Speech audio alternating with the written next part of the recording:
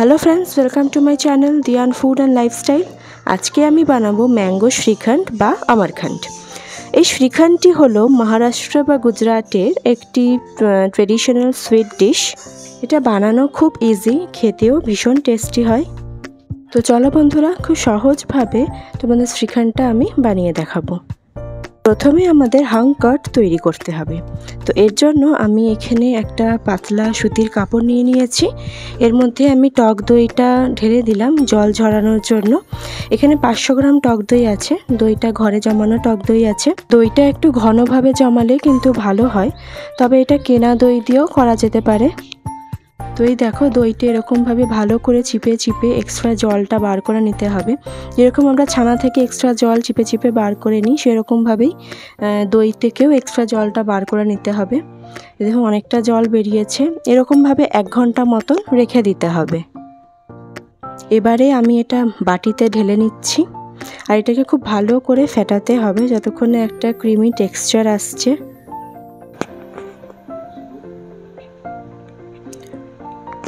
তো এই দেখুন একটা সুন্দর ক্রিমি টেক্সচার চলে এসছে। এবার এর মধ্যে আমরা বাকি ইনগ্রিডিয়েন্টসগুলো মেশাবো। আমি এখানে ম্যাঙ্গো পাল্প তৈরি করে নিয়েছি। ম্যাঙ্গোটাকে আমি মিক্সিতে ব্লেন্ড করে নিয়েছি।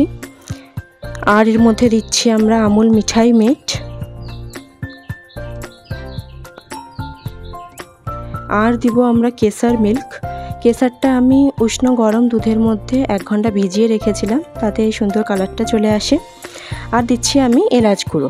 আমি এক্সট্রা কোনো সুগার ইউজ করিনি, আমটাও মিষ্টি আছে আর আমি এখানে মিঠাই মেটটা ইউজ করেছি বলে আমি আর কোনো চিনি দিইনি। আপনারা চাইলে সুগার পাউডার ইউজ করতে পারেন।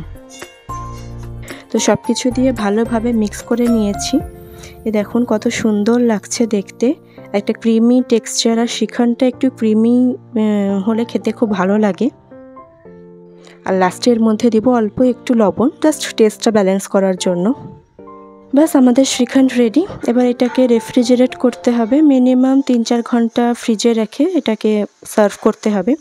শ্রীখণ্ডটা একটু ঠান্ডা খেতেই ভালো লাগে। গরমের সময় ঠান্ডা ঠান্ডা ম্যাঙ্গো শ্রীখণ্ড খেতে বেশ কিন্তু ভালোই লাগে। আমি এটা 4 ঘন্টা মতন ফ্রিজে রেখে দিয়েছিলাম। এবারে ফ্রিজ থেকে বার করে এটাকে আমি একটু গার্নিশ করব ম্যাঙ্গো স্লাইস আর চপড নাটস দিয়ে। এই ম্যাঙ্গো শ্রীখণ্ডটা দুপুরে লাঞ্চের পরে হোক কিংবা রাত্রে ডিনারের পরে হোক, যে কোনো টাইমে এটা একটা ডেজার্ট হিসেবে সার্ভ করা যেতে পারে।